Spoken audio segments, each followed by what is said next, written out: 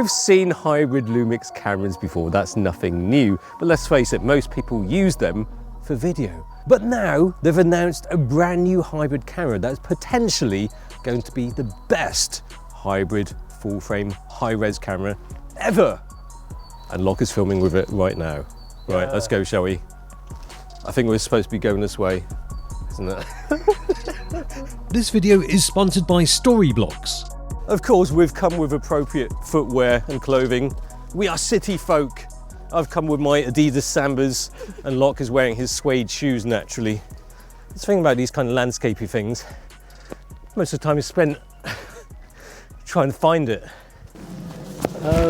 What are we looking at? So this is some kind of sculpture art by, probably says it here, Oh. Tom Nicholson Smith, Grains. We're going to look at 10 key features that could potentially make this a must-have, or maybe not. Let's find out. First big new improvement of the S1R2 body, well, the body. That the body is much lighter than the original S1R. The S1R was massive. Oh yeah. It's a big heavy camera, it's like a DSLR. This is heavier than the S5 Mark II. Hello. Hello. But this is heavier than the S5 Mark II and S5 Mark II X. Yeah. 50 gram heavier, around 50 Yeah. grams. And it's noticeable. It is, yeah. And I feel like it's kind of towards the top. I don't know if it's the viewfinder. Brand new. Oh, you haven't turned on the sensor cover. Oh, that's new. The shutter protection, carbon fiber. And if you're doing this, you know, you wave it about, you don't have to worry about things flying into your sensor, you know, any sharp knives or things like that. So that you can probably see the vents on the side. It's just like the S5 too. That's brilliant. Yeah, neatly done. Because the S1H had it behind the LCD screen, is that right? Yeah. And that had the tilt, free angle kind of thing. Yeah.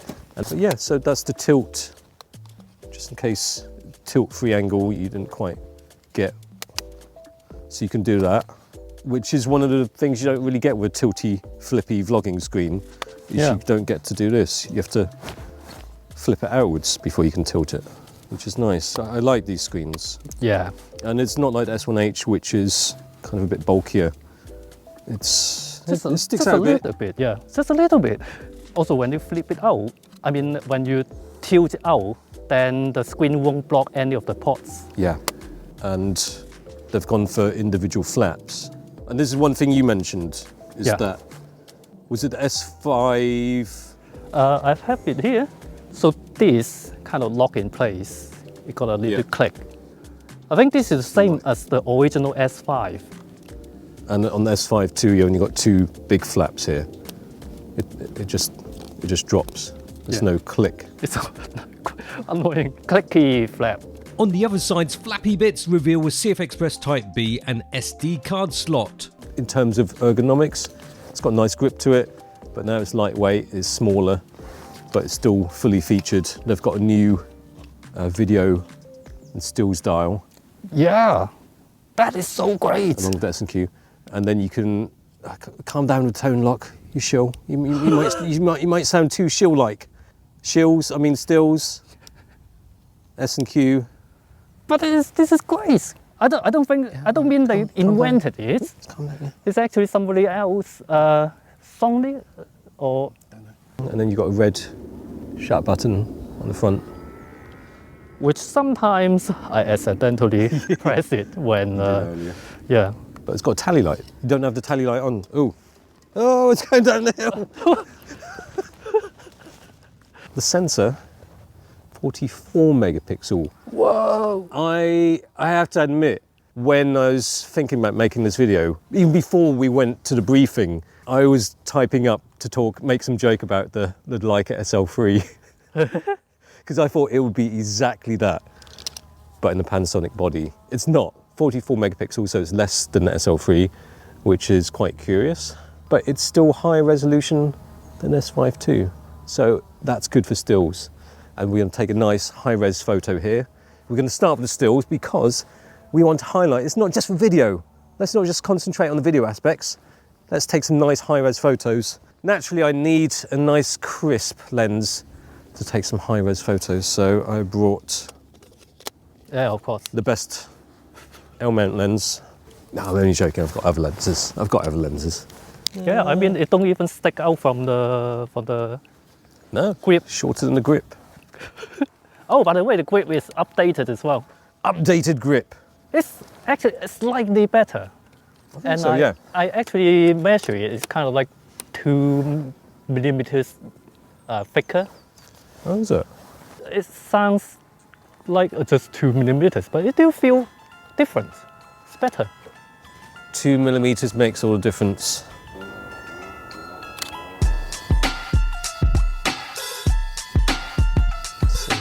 Try different angles. Oh, fuck.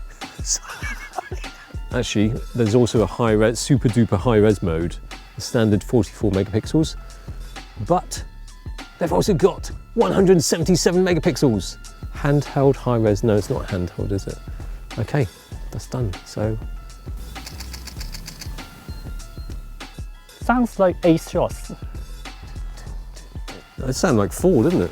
177 megapixel photos, having that ability to crop in 100% and still look great. You could just crop the hell out of it and get a new picture and still have a reasonably sharp looking image. For low light, high ISO shots, up to ISO 12800 you're going to get some nice clean images. 25600 will show up some very tiny bits of blotchy colour noise, but with no major loss of details. ISO 51200 is when the noise fecal matter starts to hit the fan. It can be expanded to ISO 102400, but it's not gonna be pretty.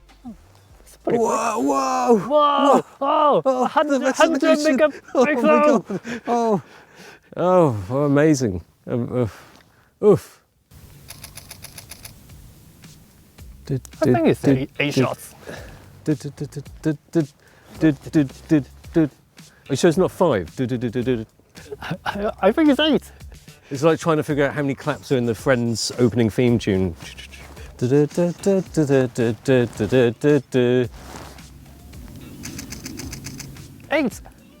No. Wow, let's not argue about the number. What's important is that the high-res mode doesn't just work when the camera is on a tripod, but handheld also.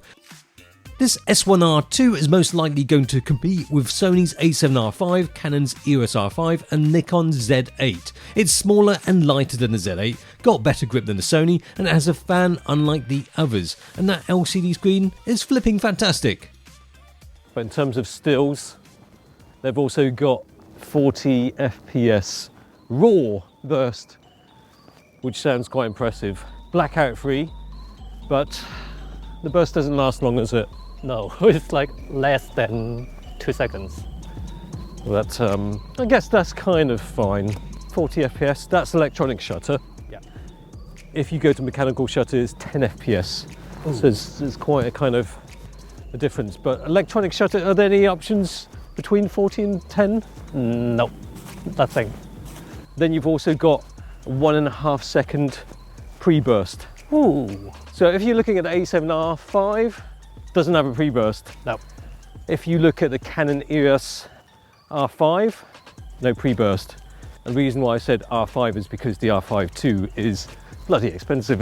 Like, it's not going to be in the same price bracket. And the Z8, 1 second. And the Z8 and Z9 don't actually do 40 FPS RAW. It do 20, I think. Yes. Yeah, it do 120 FPS, but it is 11 megapixel JPEG. So this actually do faster raw burst than Z9. Yeah. Yeah. It's crazy. But it almost feels like these kind of cameras, A7R5, that's not really the sports camera, is it? And let's face it, I think Lumix, their cameras are not really geared towards the pro sports market. No, not yet. Not yet. Not really meant for sporty, but with phase hybrid AF, the focusing is going to be a huge amount better than the S1R. So we mentioned the 40 FPS burst, and it's got better autofocus. It's got what they call it, something like AI focus or something like that. AI, something to do with AI. We don't really have too much fast-moving stuff to focus on. We do, however, have not a controller, we've got the drone, which is down there. We can use the airplane recognition because it actually works on drones. Well, don't speak too soon. We haven't tested it yet, have we? Take off. Oh, hang on. There we go. Yes. Detection on. Oh. Oh yeah, the buffer, isn't it? That's the buffer. Yeah. JPEG. A JPEG then. Oh. Well, even in JPEG, the buffers. Go. Oh, no, it's writing. It's those kind of cameras where you have to say, hold on a minute, hold on, my buffer's full. All right, I'm ready for you. Go. Hey, and that's really. You're joking, right? No, not a joke. Essentially, the buffer will let you get at the most 80 continuous shots with JPEG, 70 RAW, or 60 combined. It's really great. The highest burst ever for RAW. Yep. But then the buffer. And as we mentioned, the problem is you only got 40 FPS or 10. Yeah. It doesn't have a high enough buffer for the 44 megapixel sensor. The buffer is one thing that needs to be seriously considered when looking at this camera. Not everyone needs to take bursts for longer than 2 seconds, sure, but if you do, the A7R5 and Z8 can shoot for longer. However, it's got to be said that the focus, which is said to be more advanced than S5 II, feels good. It seems to make a difference when it comes to subject detection and sticking to the subject. In situations where the S5 II might lose track of a subject, like if the face is partially covered, the S1R II continue to track focus on the subject. Overall, having checked out the footage from the shoot, the S1R II didn't seem to exhibit those little micro AF pulses that you sometimes get with the S5 II. I was actually surprised at how confidently it can focus and track a fast-moving tiny thing like a drone flying around a stone circle so well. The stone circle which took us quite a bit of getting lost before finding it, by the way. Like we keep going. Is it there? Who knows? I mean, that's not a path that's shown on Google Maps that actually lead us to the next spot. So it could be there. It could be there. Yeah. I don't know. Alright, I'm using this with 18mm lens. Good thing is the stabilisation. Up to 8 stops now. Panasonic stabilisation has always been pretty good for video. And it's just going to get even better. I mean, when we're talking about stops, it makes it sound pretty similar to the competitors. But I think when you're using it for video, it's going to be pretty good. What stabilisation are you on? You're just on standard stabilisation?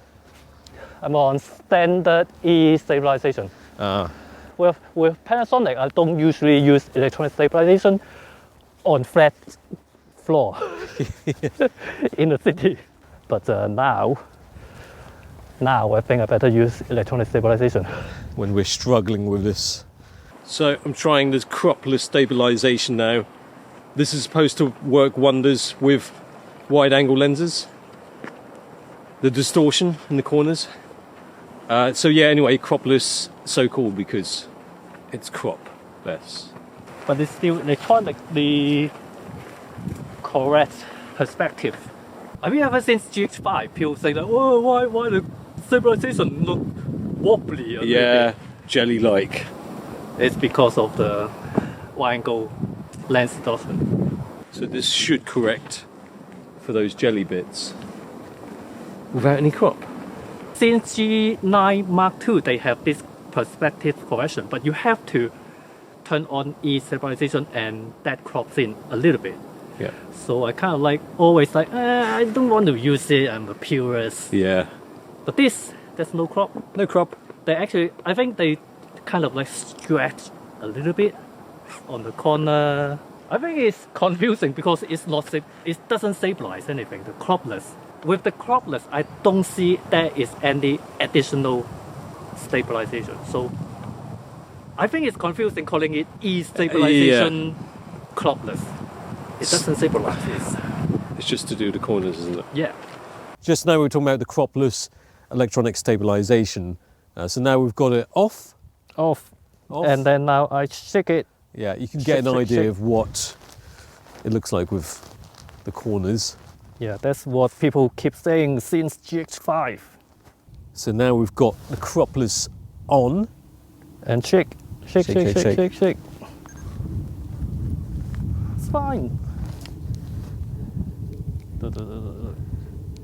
If you want to use old manual lenses for video shooting handheld, it's really hard to beat the smoothness of the stabilisation with Lumix, and S1R2 has electronic stabilisation modes for anamorphic too.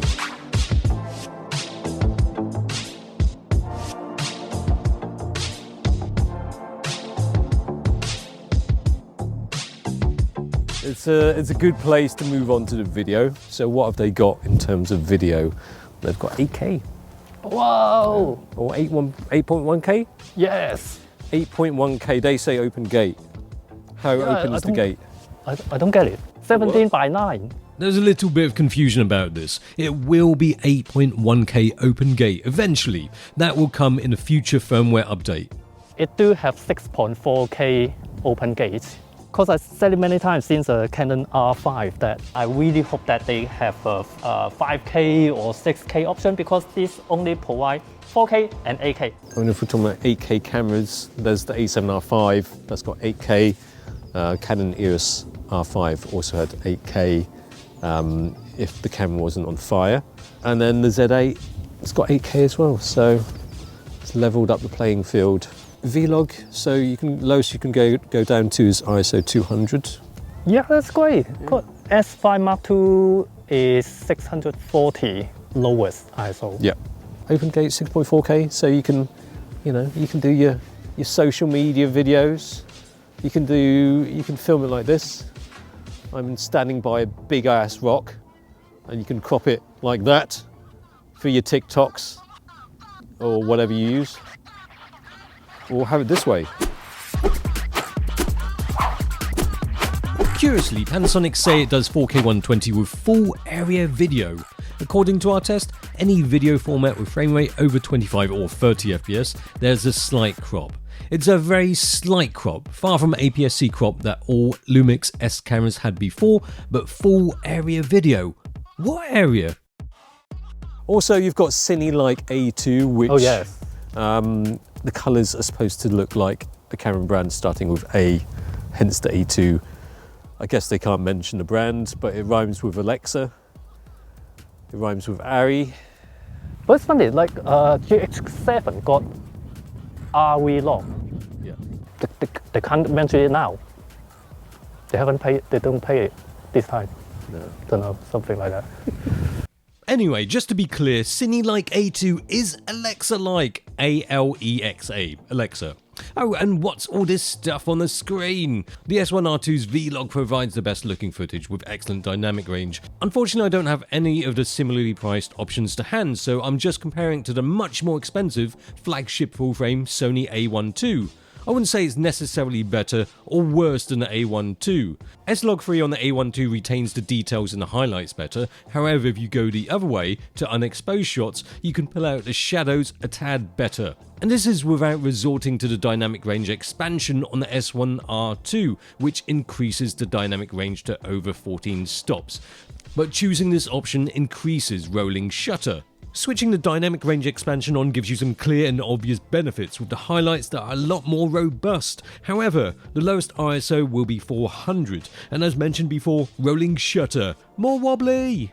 And talking about rolling shutter, with the DR boost off, the 8K rolling shutter seems to be a tiny bit more pronounced with the S1R2 versus the A1 II, and that applies to the 4K footage too. Rolling shutter is pretty similar to what you would get with the S5 II. Still just a roll into nothing. The thing is, when you look on Google Maps, it's no use. I don't know where we are right there. I have to say I like that false color. Actually, that's new thing. Now is not the time, lock. Hungry. I need some rest. Hungry the and false angry. color. I'm hangry. I have to say I like the false color a lot, especially I assigned it to a button. So just yet we came down from that really much brighter to this is darker, but I just press one button, false color. So I just put my hand in front, like Yeah. Done. R6 Mark II have it first, I think. Yes, that's great, Lock. I can still check the false color now. Yes, wonderful. It is. Yes. So we've just come from all the way down there, which is quite far away. Down there. But anyway, over there, that's the Top Gear test track. Yeah. I'm not sure if you can see it. Over there, there's a jumbo jet. Yeah. You can see the BA. It looks like the old livery from the 90s. Anyway, we should try the app. Oh, okay. There's a new app called Is it Flow? Lumix Flow. It's got some workflow. You can do Storyblocks. Really? Storyboard. Oh, okay. This video is sponsored by Storyblocks. It is actually, yeah. Videos, photos, music, sound effects, professional video templates made for After Effects, Premiere Pro, Apple Motion and DaVinci Resolve, and also motion graphics and animations. Anything downloaded is 100% royalty free. Who want to have like 5 different accounts for all these? Just one. Well, exactly. I mean, when you start using those stock video websites, it can get really expensive, and then they have pricing for HD and 4K can get quite expensive. With Storyblocks, it's just you pay your monthly subscription and then boom. So yeah, use this little website address down here or in the description box down below. Check it out. Yes. Yeah, but I like the app do storyboard and scripting. But what I care about is it can be used as a monitor. With a wire. With a wire. It's better with a wire. Yeah. I tried it at home. It doesn't work, but maybe I'm with a really old iPhone 12 mini still using a Lightning cable. Lumix Flow. Flow. That's it. Does it flow? Okay. Flow. Go on. Oh yeah. Yeah. It works. It's just your rubbish phone. Look, you can check the latency. Let's do a more scientific one. Okay. Pretty good. I mean, it could be faster than HDMI. A little bit, yeah, a little bit of lag. There is a bit of latency with a smartphone monitor, just a fraction behind the LCD screen, but faster than the HDMI monitor. What can you control? Can you change aperture or something like that? Yeah. There you go. That's the aperture. Wow. Yeah, I can hear the Yeah, nice. aperture clicking as well. You can change these. Operate on the camera side. So picture profile has to be on the camera side. All of these basically on, you have to control it on the camera. Yeah, so basically you can just control shutter speed, aperture, exposure, comp, ISO, white balance. And of course you can start recording. They mentioned that it will be compatible with S5 Mark II and S5 Mark II X as well. Yeah. Yeah.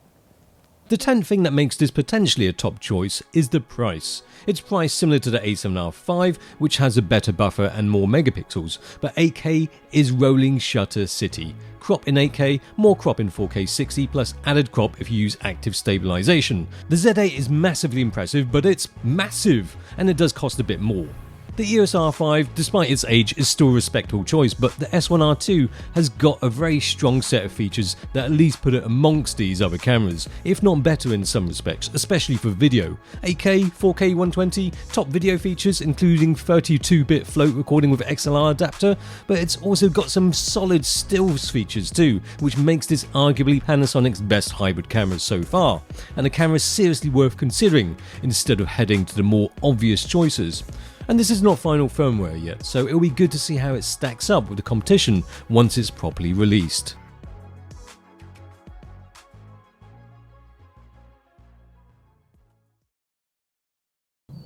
Whoa. Lumix cameras, they've done hybrid cameras before. Actually, that's too many cameras. Let me do that again. Oh.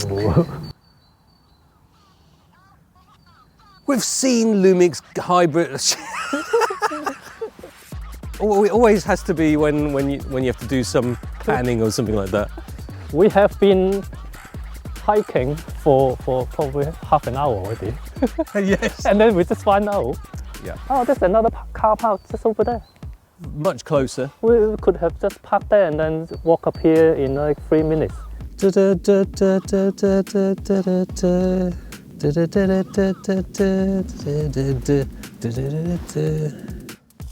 Presumably your arse is cleaner than the bird poo on it. Stone Circle. Hungry. Not that there's any food at Stone Circle. Oh, there's a Starbucks at the Stone Circle. What is this for? Is it astronomy? Is this a Tom? Is this a clock? Who knows? Although I've heard somewhere that was built in the 90s for a wedding. Oh, wait. They must really love that other person. Well, they must really love showing off. Exactly. Although it doesn't, let's face it, doesn't compare to the Taj Mahal. I reckon it was just a farmer who thought, I've got these big boulders. What should I do? Oh, you're getting married? Okay, I'll sell it to you. And you're gonna have to walk about 2 hours to get there. Oh, but it's love. It's love. Remember? 2 hours. Don't complain.